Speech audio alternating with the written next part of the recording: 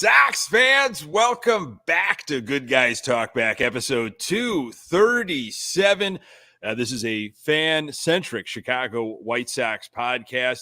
I am Nick Murawski, and you can find us absolutely everywhere. Audio version, is everywhere. We do this live usually on Sunday nights on our YouTube channel, so subscribe, pass it along to other Sox fans in your life as we try to catch you up to what's been going on with our now eliminated officially Chicago White Sox. With me, as always, my dear friend, diehard Sox fan, Pat Hester. Hello, sir. Buddy, I'm going to tell you what, nothing, and I mean absolutely nothing, will get the bad taste out of a Packers ass whooping or the Bears better than some uplifting White Sox talk. So I am so excited for tonight. I can't wait to sink my teeth into the now eliminated Chicago White Sox and just, chop it up with you, brother. Yeah, I had about 15 minutes blocked out because I had assumed we were going to be talking about a Bears win, exciting day, NFL. Sunday NFL kicks off. I'm like, we'll do a little Bears stuff. Boy, that was absolutely awful following a horrible Sox game and rough weekend in Detroit. It looked like maybe Pedro Grifol took some sort of jet from Detroit, made it back to the South Side into the South Loop. And maybe he was involved in some of the play calling and the culture creating and the energy. I don't know. It didn't look good. Yeah, I mean, at least he can go to Flus and tell him to flush it, right? That's true. That's true. Hey, Matt, I tell you what, I've gotten really good at this. I've done it a lot this year. You tell the press, we're just going to flush this one. And we'll address it. We'll address yes, of course it will be addressed. All week it will be addressed. Every moment of the day. You're always addressing and flushing. The addressing comes first and the flushing comes second. Sometimes, not every time. Sometimes vice versa. It just depends on where you're at. Yeah, rough start. But we're going to keep it Sox-centric as we tend to do. Want to get into, throughout this episode, talk Gats, talk Pedro Grifol, and kind of what they have been saying this past week. The whole talk of untouchables, with this roster going into the off season and evaluating talent as September rolls through here. And I also want to get into, there's an article, a blog on White Sox Pride, I believe, on the 1993 Chicago White Sox, which is where we kind of got our podcast name from, a team that, very close to our hearts, as I know to so many White Sox fans, as we are in that 30-year anniversary of that 93 AL West championship team that unfortunately ended up losing to the Toronto Blue Jays that year. But a lot of good stuff and a lot of memorable stuff that we still think about and talk about when it comes to the good guys that wear black. So this is where we're at here. State of the Sox, 55-87, 32 games under 500, 20 to play. But as I mentioned at the top of this episode, Sox are eliminated from the AL Central race because of that 3-2 loss to the Tigers this Sunday afternoon. It's official, folks. Sox lost the series in Detroit, lost their series in Kansas City earlier in the week. Sox have gone 2-4 since the last episode and 2-7 during the Chris Getz era. So things are off to a great start there, Pat. Any fear, now that they're officially eliminated, that they might mail it in? I mean, I really hope that these guys continue to play hard for their manager and grinder rules. I hope they're reading all the grinder rules. Because I'm sure there's pamphlets that are put down on their stools in their locker rooms. What a job that would be. Get Nick Murawski to laugh, folks. It is my favorite. Well, I love the term. Just the idea of just someone leave it to the White Sox that are still churning out pamphlets. They're like, you know what? This is what we need to do. This is how we get our message across. It's pamphlets, and sir, you're going to be in charge of those pamphlets. And we don't have comfortable chairs for our players in the clubhouse. They're stools. They're wooden stools and no cushion. And just place this pamphlet on Grinder rules on their stool, and I'm Speaking sure of the things, message. and I don't need to get off too much on the tangent here, but Sure. speaking of printing off things, Uh-huh. did I saw on X? Now that we're not eating, is it Xing? If somebody was Yeah, Xing, I think it's it's posting. You're not tweeting, you're you're just posting. posting. Yeah, sure. That they got their new thank you for being a ticket the season ticket holder, and they still had a number wrong on their card. Did Yeah, you I get heard yours? I that. can't remember if we talked about this. Did you get yours, and is it correct yet? Well, I only got the original, and that was extremely wrong. And then we made a joke about how it's going to take 5 to 6 weeks for the new ones. And I did see there's some stuff on social media, people saying mine's still wrong.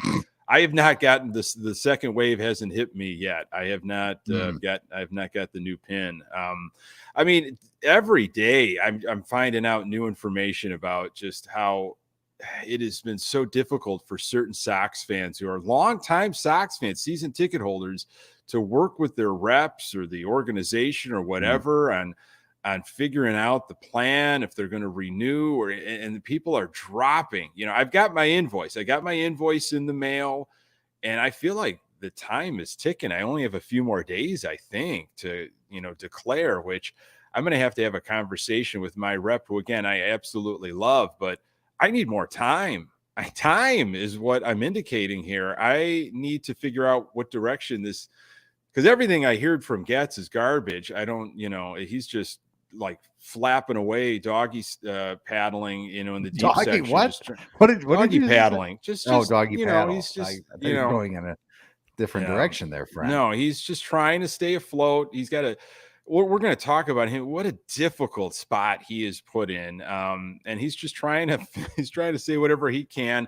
But I gotta give a good sense, because you look at what could be in 2024. I mean, right now with this Kopech stuff, which is another great topic. I mean, we got probably one starter right now going into 2024. So and the one starter has regressed terribly. I mean, the Dylan Cease that we saw last year, I think was there maybe for the first 2 games this year, and then after that, it's been a precipitous fall the entire year. I mean, remember, let's just go back at one moment and just think about how wonderful opening night was. Right. You know what? I was just going to ask you, have you ever gone back and watched like the highlights of that opening night in Houston, or just gone back and revisited anything from that game? Because that was the highlight. That was the year. That was the season, folks. What a game that was. The energy in that series was so fun. Cease was on. He was on point. What do you have? 10 strikeouts, double-digit strikeouts. I mean, that was electric. I remember having just a hoarse voice recording Locked On that night for the next morning. I mean, it's not like I was at the game or anything. It was just like from screaming and getting all kinds of hot and bothered watching the game from the comfort of my living room. So that was it, folks. That we had that. That was, and that happened in the first game of the year. Between that and the amazing catch by Luis Robert Jr. in center field, where he came seemingly out of nowhere to make the catch in the gap and left. So, but after that, I mean, Dylan Cease has been somewhat has reverted back to his old form, just throwing a ton of pitches, cannot keep people off the bases. And now to the point where people look like they've figured him out. Either he's not fooling people, he can't blow it by people, he's wild. It's really sad. And I don't know that you can look at this staff in terms of an Ethan Katz and say that guy should be brought back next year. Everybody should be evaluated. Well, they're not going to be though, Nick. Not everybody will be evaluated. I know Boston, it will be safe. Ethan Katz. We're probably. I'm serious about Ethan Katz. I know. It's above the manager's pay grade with this organization to make the decision on the pitching coach. It doesn't matter what the manager, and not whether I agree with what Pedro Grifol would want as a pitching coach anyway, but it doesn't matter what the manager wants. It's the organization, for whatever reason, will make the decision on the pitching coach. Now, I But say can I that with stop the you for a second here and yes. hold your thought? But in the spirit of the NFL starting, and I've mentioned this before, the old Bill Parcells line of if you want me to cook, let me buy the groceries. Mhm. So would Pedro say something to his good buddy Chris Getz and say, "Look, man, it did not work in 2023, and we all know it." And maybe he was told you cannot move these certain people. These people you cannot move. And maybe now Pedro should say, here's and the consultant, the consultant TLR is involved in this. I got to move some people. Yeah. Let me do this my way now. Okay, I tried it your way. But would that ever be a case with JR still, involved? Well, it's interesting you say that because I was just going to say that maybe the people that were had that initiative where this is the pitching coach, maybe those people are not there anymore with Kenny and Rick, and it seemingly that might be like a Kenny Williams thing. Like I picked the pitching coach. This is me. Nobody else can change this. This is part of because I'm in charge, according to what he would tell everybody that wanted to listen. So maybe that will change, Nick. Maybe that will be a thing where Pedro and Getz are close and tight enough, and they'll just listen. We've got to go in this direction. This is what I'd like to see. Again, I have no faith that whoever comes in, if it's a Pedro Grifol guy, is going to turn anything around. But you can pretty much bank it's going to be out of the Kansas City organization, though. Oh, that's much is a given. We're going to talk. Does Pedro still have any control whatsoever? Because Ozzy had some interesting stuff on the score 670 earlier this week. But first, something from Chris Getz. This was a recent quote. There's an edge that we've lost. With that being said, there's professionalism, there's loyalty, there's execution. Those are the big three pillars I often point to. With those pillars, there's a lot to unpack, but it does represent what it takes to be a championship caliber ball club. I look forward to establishing what we are going to be about. That last line, I mean, you could chop this thing up in a lot of different ways, but that last line troubles me. Is like you're kind of you're trying to redefine what this team actually is, which is very difficult to do, and it almost emerges organically. And so you're tasked with a lot of different things, Chris Getz, and your resume and your lack of experience in this first big off season after this type of season that the Sox have had. And you're also going to try to establish what this team actually is, what it means. This could be where your pamphlet comes into play when they actually do figure it out. It's like, here you go. This is what we are. Here's our three pillars of greatness. Your grinder rules, so to speak. But there were a lot of different grinder rules. It looks like Chris Getz has got a three-pillar system here. I hope he gets all of them. There's a lot of commercials that came out. Grinder rule, I know it. 300. Yep. I mean, there's a lot to get through. Yeah, I mean, it would be nice though. I'm not gonna. I would like to know as a fan what is it to be a White Sox? What is it to be a White Sox from your minor league system all the way up to the major league club? Like, what can you say about your entire organization this is the type of people that we want to be?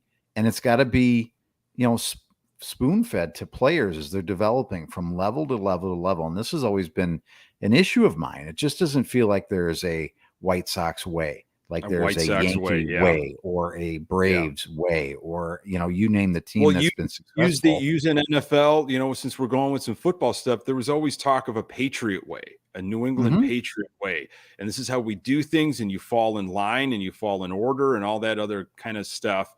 A Yankees way. You hear of that. I think you've even mentioned a St. Louis Cardinals way. Yeah. Yeah, I mean, there's organizations that have cornerstones, and they have the something you can take to the bank, right? And even if these teams have off years, they can go back and rely on. They go, we know that this formula works.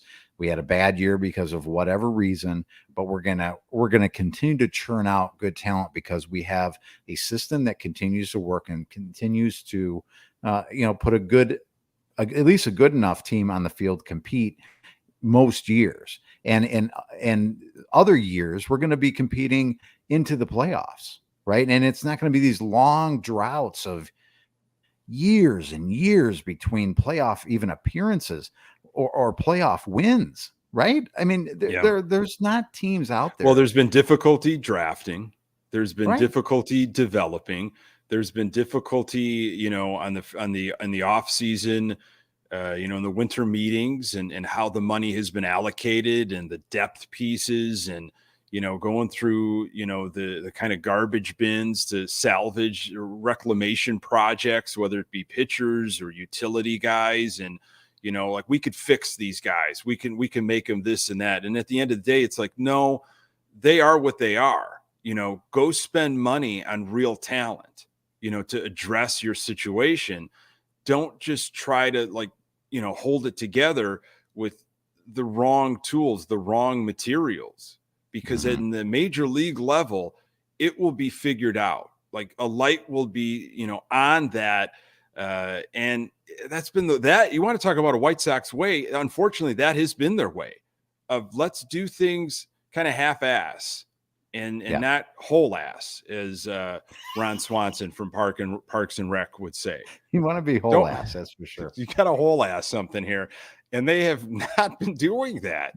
And that's where you get to maybe these that situations. should be in the pamphlet, the first page. We're going to do things whole ass. Rule number 1: whole White ass. Sox way. The White Sox We're going to way. do it with our whole ass. Yep, I'm telling you. So is Grifol, is he the right guy? It almost doesn't even matter because it sounds like he is coming back. He will not be looked at. From what we were told, his job is safe. Grifol is determined, we're hearing, to get this right. But can he? It's great that you're determined, but I don't know if you have got the ability to do it. And I think that has been the downfall this year is maybe he knows what has been going on, but he hasn't been able to get these players' attention, get their ears. He's lost them. Ozzy was on the Mully and Haw show earlier this week, and Guillen believes the current players are tuning Grifol out and don't respect him. Developments that have contributed to the club's horrible season. This was Guillen's quote. It seems like the players give nothing to Pedro. I think they don't respect Pedro. I think they like everything Pedro says. We're going to address it. We're going to address it. We're going to address it. Really? How many times are you going to say that? And when I talk about Pedro on the air, people think I hate Pedro. I don't hate Pedro. We're just like, oh, we got to hear that again. And that's what I think he's speaking to the fans, Ozzy is, or channeling us. That's all we get from Pedro. And we mentioned it at the top of this show. Oh, we'll address it. We'll address it. And so is he just, I'm assuming he is addressing it. Maybe he's just flat out lying, or something that I believed and I worried about in the offseason leading into the season. He just doesn't have the resume. He just doesn't have the name recognition, the credentials, whatever it is, to command or know how to, how it's about personalities, right? Isn't that where it's at the managerial level? There's a lot of other things going on, of course. I don't want to water this down, but you're managing personalities and egos and all this other stuff. And maybe that's just something that, hey, I know baseball. Okay, I know what goes on between the lines, the X's and O's, so to speak, but I don't know these personalities. I don't know how to ignite these personalities, get the most out of them. And when that is a large chunk of your job and you don't know how to do it, that's a problem. That is a little bit of a problem. It's just curious though. It seemed like, and let's go back to, again, I hate to do this, but it was the only bright spot of the year is game one. And do you remember what they did after game one, after Pedro got his first win? And it was a big deal, seemingly, for them. They're carting him around the It was in a clubhouse. shopping cart or something, Yeah, it was like supermarket sweepstakes. You gotta, Nick, if you're gonna be on that show, if it ever comes back, you have to go for the hams first. Go and get your 5 hams and your 5 turkeys if you can. Those are most expensive things. So, fill up with your hams first and go full ass. Get the full ass hams. Don't get the half ass hams. God, I love supermarket. They were having the time of their lives. Next time you hear that beep, think of the fun you'll have on Supermarket Sweep. Boy. Now I completely lost my train. I really struck a nerve there with that. Okay. Great show. But at that point, it seemed like he had the locker room. Like, it was one game coming right out of spring training. He had us, if you remember, right, Nick? We liked what we had heard, and it was different than the Tony La Russa that's you're all stupid and I'm the smartest person that's ever lived, and don't question me about walking a guy intentionally when he's got 2 strikes type of BS that we had been hearing, even though he had won the division and then at least got the team to 500 the year after. We were so happy to have something different, that this younger guy comes in. It's like, okay, he's been in the trenches for a long time, seemingly work his way up through through an organization, and had some success with Kansas City in their winning years. This could work. Yeah, this is bilingual, right? Because that's important for us, because we got a lot of Spanish speaking players on our team, so he can communicate really well with everybody on the team, even though Tony did too. He was bilingual as well. But, all the things seemed to, like, we bought into it. It's like, okay, this Pedro Grifol is outside of the organization. Really cool.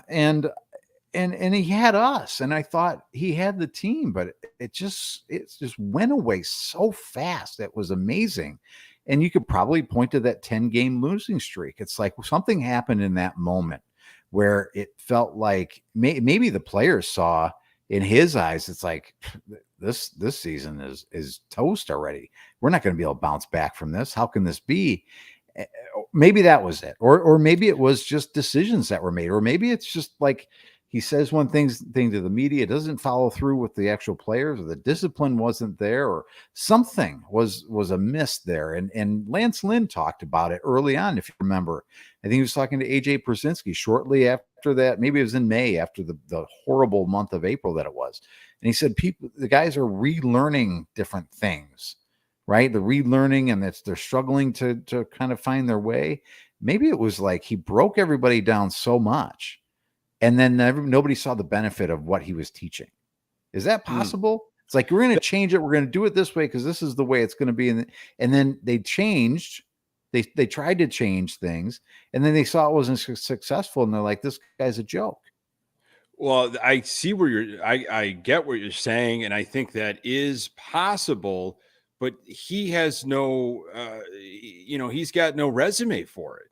Mm-hmm. It's not like he could say, look, I did it here, and this is what happened. I did it here, and this is what happened. I'm going to break you down. I'm going to change your ways. But if you could see my track record and my success, you will see that it is worth it to relearn it the way I do it. Okay. Do it my way. Trust me, I get results.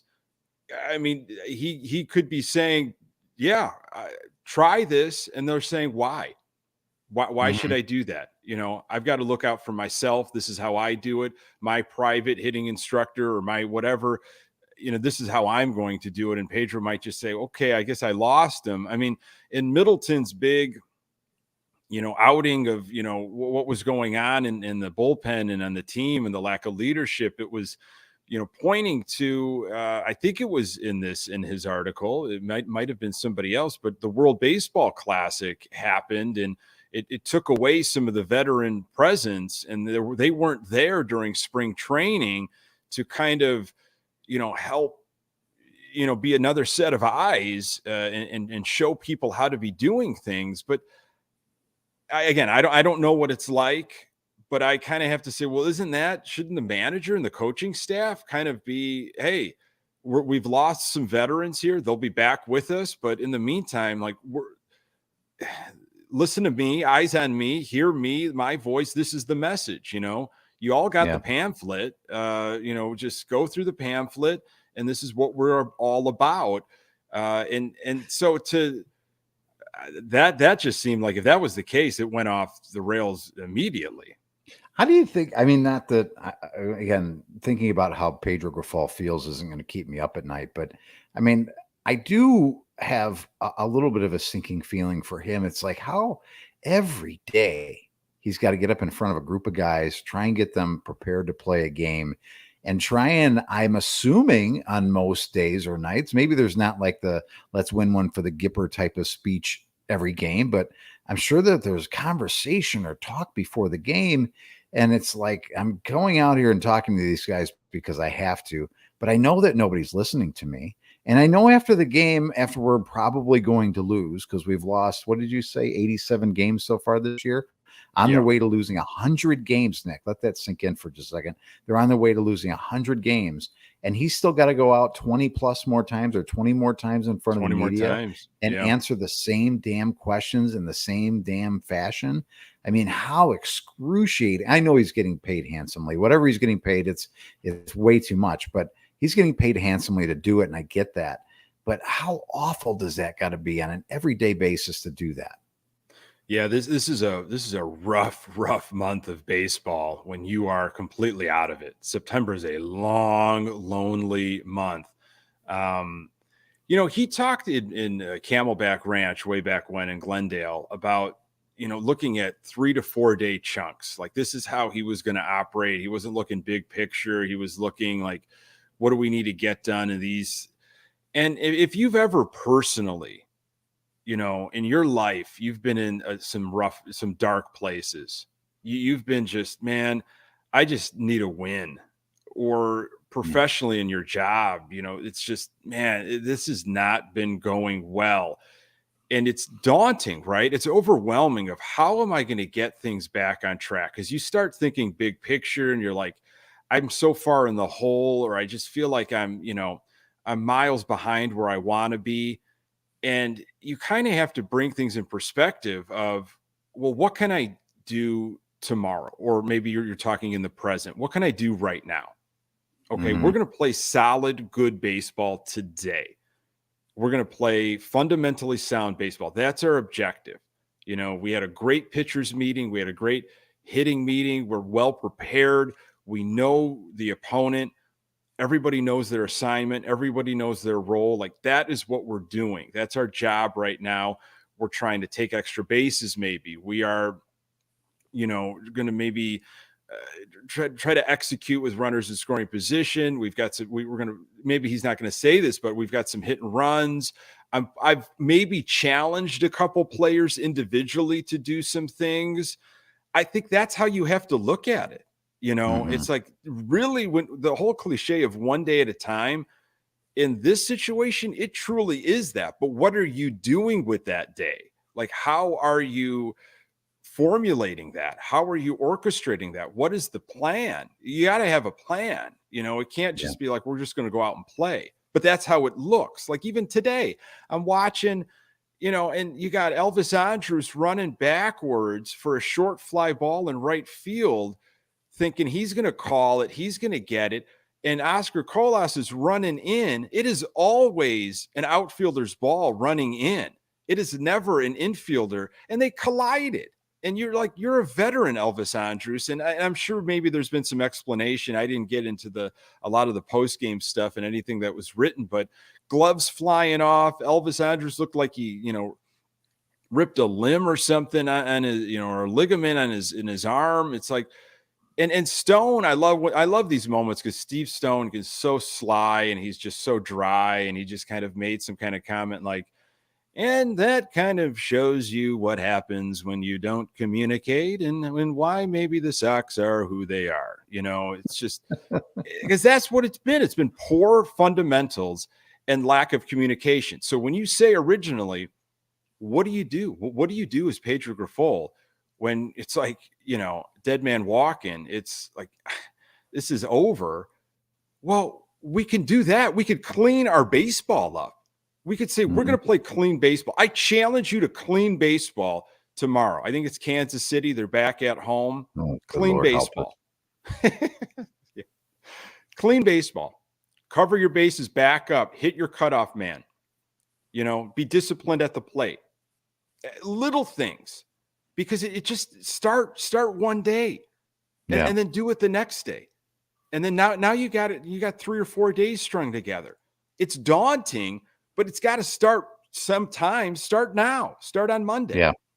And I wonder if, just going back to that you were talking about, his let's gonna take 4 or 5 or whatever day chunks and see how we can win, those 4 to 5 days.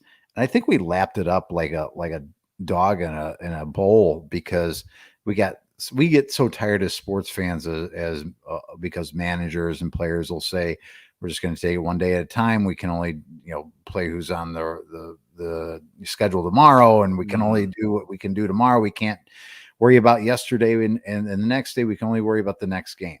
And we get so tired of hearing that. But maybe that was a mentality that Pedro has. It's a flawed mentality, right? Thinking too far ahead and trying to do things too much in advance, when you have to pay attention to the little things. And maybe that was him taking for granted that this team wouldn't be so god awful in terms of fundamental, in terms of communication, in terms of leadership, that he overlooked all those things that he really needed to pay attention to, because he thought, and maybe thinking that these guys are professionals, I shouldn't have to, be so tactical and nitpicky on certain things. And we can look, 3 or 4 days ahead. And again, maybe I'm thinking too much into it, but maybe that was his failure right off the bat, and not being able to go, tomorrow's game is this is the matchups that we have. We don't match up really well with this pitcher. So how are we going to attack him? And how our base running's been a little bit of a problem. How are we going to address that before tomorrow's game? And talking, in terms of our outfielders to our infielders on fly balls, that's a little bit issue. Let's address those things directly for tomorrow. And the really game within the game within the game. And I don't know. Maybe I'm crazy. You and I at the end of the day, Pat, and you're saying all the right things. I think he also thought this talent was going to be a lot better. Let's be honest. Probably. And you look at, talking about opening night in Houston, the excitement there, and that lineup. Look at that lineup, and look at pretty much the lineups that have been playing, just over the past week. It's the same. Aside from Moncada being injured and the back stuff that really shelved him for a while, TA has missed a little bit of time. Robert has played in 85, 90, even more % of the games. And we've seen what the results. I mean, that has been the bright spot this season.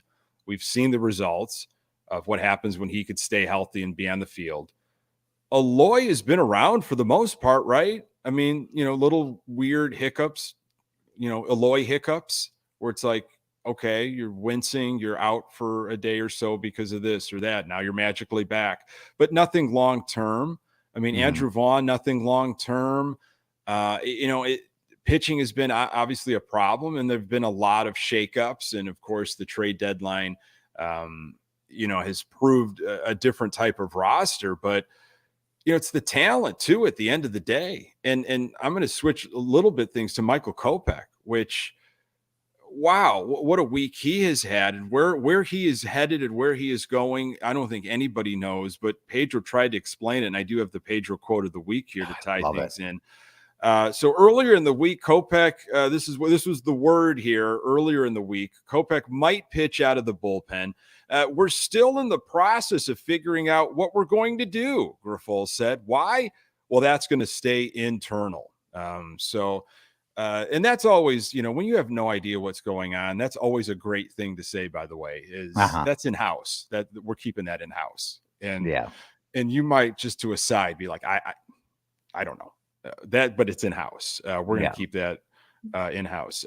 We're still in the process of communicating, not with Kopech, but as an organization, to see where we're going to, what we're going to do. Grifol said, why? Again, that's an internal thing. And then on Friday, Scott Merkin, posted that Kopech will be moved to the bullpen for the remainder of the season. But Grifol stressed he's viewed as a starter in 2024. Kopech could start again before the end of the season. He could end up starting this year, Grifol said. If not this year, he'll come into spring training as a starter. And we did not move him to the pen for the rest of the year. It might turn out that way. It might not. Who's to say? Why would I know? Who knows? Kopech did come out of the pen on Saturday in Detroit, 1 inning, 1 hit, a walk, a strikeout, an earned run through 28 pitches in the 5 batters he faced. Well, that was a lot of great information from Pedro, and I love the Pedro Grifol. That wasn't just a quote of the week. That was a Pedro. I've got the quote of the week hasn't happened yet. I still have the quote of the week. You've got there's more. I love when you have more, Pedro. And I love when you read it in that condescending jerk way that you do. It's fantastic. I'm just reading it off the page here. I know you are a communications maven. Here's your Grifol quote of the week. It does pertain to Kopech. Kopech, this is again Pedro Grifol. Kopech has all the characteristics of being a high leverage, top notch reliever. However, he has some characteristics of being a starter. In the world we live in, where starters are really hard to find, we're going to exhaust every opportunity we can to make sure he's a starter. I have no idea what their plans are for Michael Kopech. I don't think Grifol knows, but it's fun listening and reading to Grifol try to talk his way through this. Like it's all like percolating in his mind, and he's just continuing to talk, and he's hoping he finds his way through this somehow. But the flip-flopping and the canceling out, man, this is a mess with Michael Kopech. Well, what that quote, or whatever that was, says to me is the organization sees Michael Kopech at best as a fifth starter, because that's the way you talk about fifth starters, as guys that can move in and out of the bullpen, or depending on what they have, or go through a stretch where they're struggling, they're going to get put in the bullpen. The guy that we traded for, that we were so excited to see eventually with the electricity in that arm, a fifth starter is not what we had in mind. So that would be pretty, I don't know, that would set the organization back quite a bit if that is actually the case, where they're viewing him as a really good reliever and he's got some qualities to make him a starting pitcher. That doesn't bring me any kind of I'm sorry, it makes no sense to me. I mean, I don't know if you're looking at him as a starter, which it sounds like Pedro Grifol is still viewing him as a starter in 2024, then let him get right. Let him try to continue to figure out, work on things. These are the challenges. He and Katz getting together in the Katz laboratory, and they're trying to figure this out. Okay, like, let's try to make this outing better somehow than last outing. And instead of like, well, we're going to throw you out of the pen here, which is a whole different beast. But, and that's the taste that you're going to have in your mouth going into the offseason, is how it was coming out of the pen. But don't think about that, because going into spring training, we want you as a starter. I don't know. Maybe I'm overthinking it and I'm missing it some way, but it's unfortunate. And it feels like, man, things are set back. So I can also tie in his trade partner, Yoan Moncada, a little bit to this. And Sidney Brown, who a loyal Sox fan, great Sox content creator. I had this on Twitter X that I thought, I thought it was interesting, and I commented on it. Sidney posted this about Moncada earlier in the week. If you're, new general manager Chris Getz, you would be smart and trade Yoan Moncada this winter. And there's a lot of money attached to Yoan Moncada going into next year. The last 25 games for Moncada have been impressive. I mean, here's his slash line from the last 15 games: 396, 442, 708, 4 home runs, 12 RBIs in his 48 at bats. Now, after Saturday's game, Moncada His right knee was getting iced post game, re-aggravated it on a swing, said Pedro Why Grifol. not? Moncada was not in the lineup on Sunday, but Getz talked about no untouchables. Okay. And that was the one thing that I really liked from his press conference was, hey, nobody's untouchable. But then again, he said Pedro Grifol was safe, which then kind of like negated everything. And I got mad again. But, and I get it. Why in the world would you even entertain a Luis Robert Jr.? Because it's not going to be a 1-for-1. You're not going to get anything close back at the major league level. Who's going to ever want Yoan Moncada's the money to take on that money? I think Sox are going to have to eat a lot of it and play ball. But I think, to my point, the Luis Robert Jr. thing, for example, and I'm not advocating for actively, but what are you doing with his prime years right now? What are you doing? Do you really think you're going to be competitive and surround him with the talent needed to win the division in the next couple of years? I doubt it. Yeah, I agree with you. Again, I think I've said it before. It's if you plan on keeping him, I mean, again, I'm not in charge, and we know who is. You'd have to buy your way out of this mess, right? In a lot of ways, to plug a lot of holes. You're going to have to finally look in the mirror and go, we may actually have to address right field and second base. Now, your second baseman may be a stat. We've seen some things of Lenyn Sosa, right? Not all wonderful, but we've seen some things. Both in the minor leagues and up here at the major league level. We've started to see some things out of Oscar Colas, right? But those Corey Lee. I mean, you're seeing glimpses. You're seeing some things, right? But if you really want to look at next year, and they said next year is supposed to be a competitive year. They're going to find a way to be competitive next year. You're going to have to find a way to not, you can't let it be developmental years for guys then at positions. There's only 9 positions on the field. And at a couple of them, you've got guys that are going to be developing: catcher, second, and right field still. So that tells me that you can't have a competitive year. That tells me that you're going to have a developmental year, and you're probably going to finish no higher than third in the division, if that, right? So you may have to go, you know what, Oscar Colas, we're gonna actually get a professional right fielder, not just a professional right fielder, but above average, all-star caliber right fielder to play the position, because we really need help there, because we've ignored it for so freaking long. It's amazing. Same thing with second base. We'd love to have you on the team, Lenyn Sosa, as a utility infielder, but we're bringing in this guy. And again, I have not looked at who is going to be available free agent wise. Not a deep free agency. Yeah. It's not. And you talk about Yoan Moncada. I don't know who would take him back, but if they liked him and they know him, maybe the Red Sox. Maybe you could go. Maybe you could go back home and go, this is a guy that we had as a number 1 prospect, not just in our organization, but I think in all of baseball. It's at one point. I'd like to have that talent back. A Red Sox team that is, and I don't know what their third base situation is. I could be completely stupid about this, but their organization, I think, is 2 games over 500. That's not the way the Red Sox operate. That's not the way that they want, where they want to be in that division. That's a team that wants to be going for it in most years. So I don't know where the right team is, but maybe that's a convincing, like, this is a guy that you had in your organization. They know him really well, and they saw the potential at some point and the ceiling of being high, or maybe they know him really well, and it's like, we're glad we don't have that guy in our organization anymore.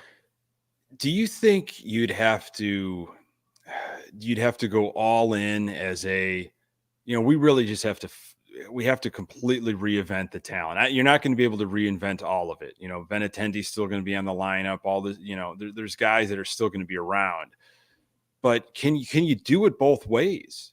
Can you say, we've got a clean house, no one's untouchable, but we've also have to play this dance of bringing in veteran guys, and I don't know if you can serve two masters on this one.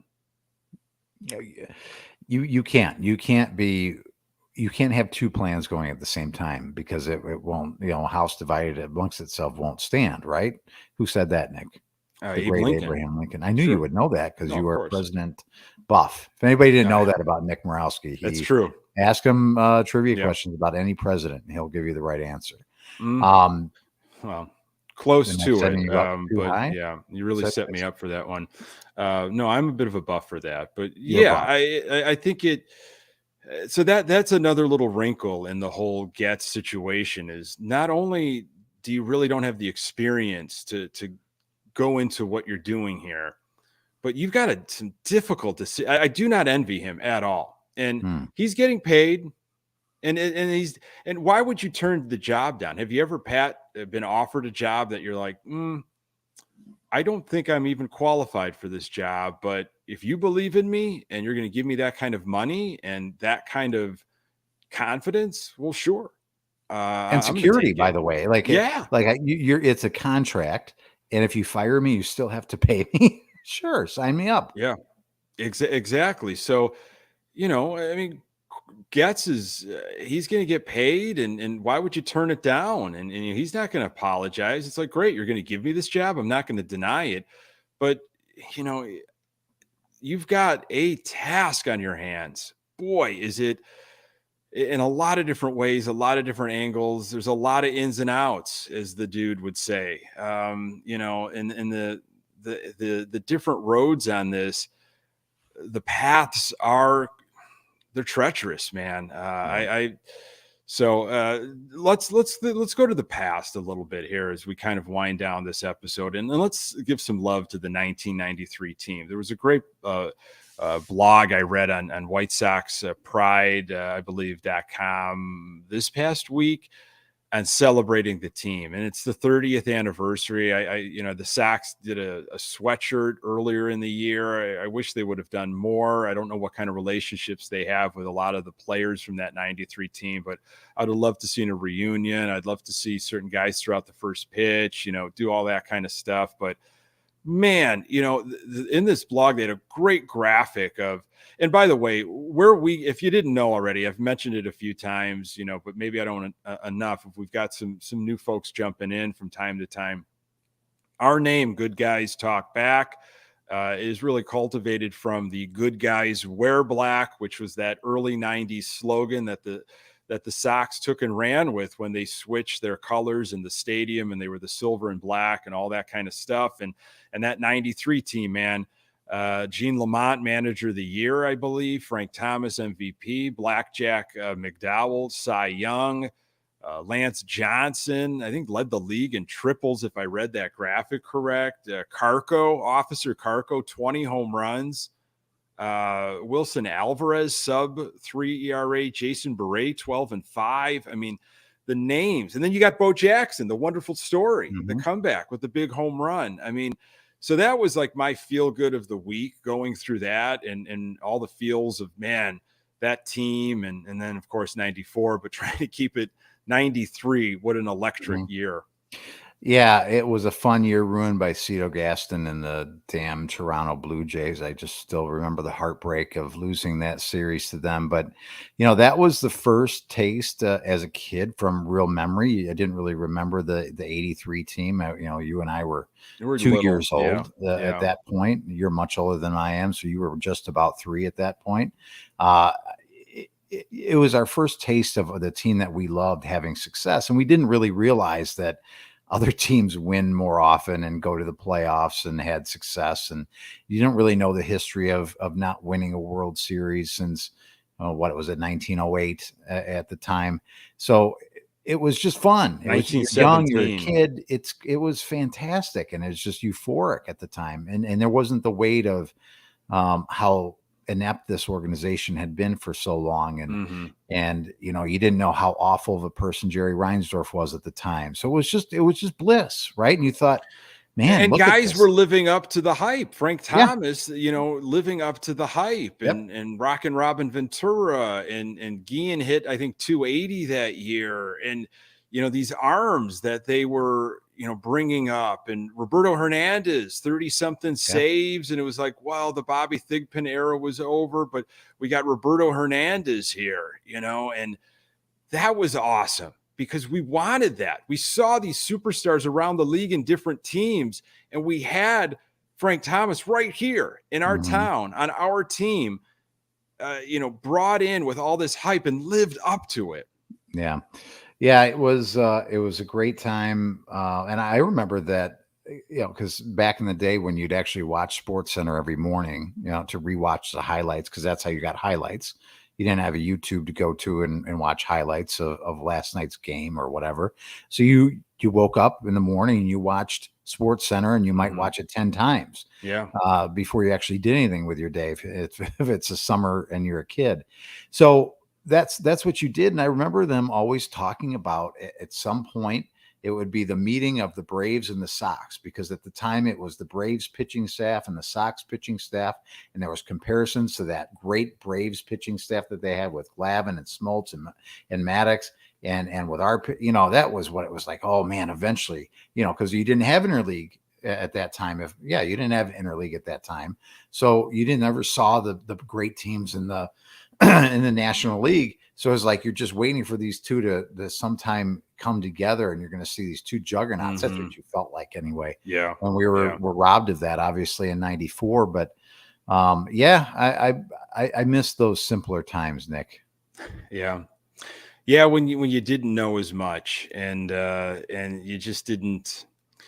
You just enjoyed it for what it was. And I hate to say, but maybe that's what 2024 is going to have to be, just to appreciate the game. Wasn't that a slogan a few years ago when they knew they were going to be awful? just appreciate being alive, I guess. Yeah, Sydney did point out in the comments, and I do appreciate that, Sydney. That was rough when the Sox did cut Fisk, and boy, that was heartbreaking. I was at that Fisk day where Bo came out with the motorcycle, and he broke the record, and I think that was the same day, and they handed out this really cool memento with all of Fisk's different accomplishments, this little poster you got to take home. And that was then they made a bobblehead. If you joined the White Sox Pride Club years ago, you got the Fisk bobblehead with him on the motorcycle, which is a fun one. So wow. Yeah, I didn't get that one. Someone's asking about the hat, Pat. That's a handsome hat you have. You gave me this hat. Yeah. I think you it was a prototype. I do have some Good Guys Talk Back t-shirts that were made when we were doing our trivia last year, that we haven't really gotten into the merchandise world. I feel like we're like the last. We need a sponsor is what we need. So if any of you listening would like to sponsor our Super show, Rope, if anybody from Super Rope is listening, I'd love to get in on some of that Super Rope money. I mean, we could do a lot of stuff with, mentions and 30-second commercials even. Nick is fantastic at doing live reads. Sure. I don't read very much, so it wouldn't be on me. But yeah, we'd love to have a sponsor, and we can do all kinds of cool stuff. So Pat's got a Good Guys Talk Back hat on that. It was a prototype. I thought maybe we would churn some of these out, but it was just kind of a one-off. I do have some t-shirts still available that maybe we do, maybe to kick off season 6, which will be like the first week of December, when the winter meetings start. Maybe we'll have merch ready, and if anybody's into it, I don't know, maybe people are like, I don't need another podcast t-shirt, or I don't need another black t-shirt, or who knows. Who doesn't need another new black t-shirt? If people are into it, we could make some and have some fun with it. But Nick is quite a seamstress. Let me tell you. Yeah, I'll be little. Forgot to leave this little detail out. I will be designing and making and sewing all of the shirts myself. So I can't guarantee anything will fit correctly, but they'll be made with love. Yes, they will be. They'll take a couple weeks, but Nick will be happy to make them for you. Yeah. Pat, I got to tell you, man, it was a rough weekend, rough day sports wise for Chicago fans, but really enjoyed talking Sox with you, my friend. Yeah, Nick, I enjoyed it as well. And if you wouldn't allow me just 1 second before we tap out, if you follow me on Facebook at Pat Hester 21, I think you can just look me up on Facebook. I posted something about the church I attend, Messiah Lutheran Church. We're going through a rough time right now. It's basically we got caught with a situation where we had a member donating money over several years. That member was had some fraudulent monies that he was donating to the church, and the federal government has deemed that we were responsible for that, to return those monies. And they've given us till November to raise $300,000. So I'm not asking for anybody to pony up or donate any money. I'm just asking for prayers. It's a very special place for my family and I. So if you'd like to read the whole story, you can check it out on my Facebook page. I put the link there, and you can read about it. It's been on the channel 9, 2, and 7 news lately as well. So check it out. We're just asking for prayers, and hopefully things will get figured out before November. Jerry, I've heard through the woodwork that Jerry might know of this podcast or Sox podcast. So who knows? This could be the opportunity for Jerry to really step up to the plate. You never know. He is a charitable person. I will give him that. He is good at, I think. Yeah, I've heard. I really appreciate all the folks jumping in on the comments. Man, I've enjoyed the growth, man. I love what you bring, and so many great points. And I wish I could get to everything. Thank you so much for passing this podcast along to other Sox fans during a really rough year. You get the audio absolutely everywhere. Subscribe to the YouTube channel. We try to do this every Sunday night live, and we go through the off season with whatever we can grab from this organization. We will be here all year long. We're on Twitter or on X at Good Guys TB. We've got a Facebook fan page. For Pat Hester, I am Nick Murawski. Until next time, go Sox.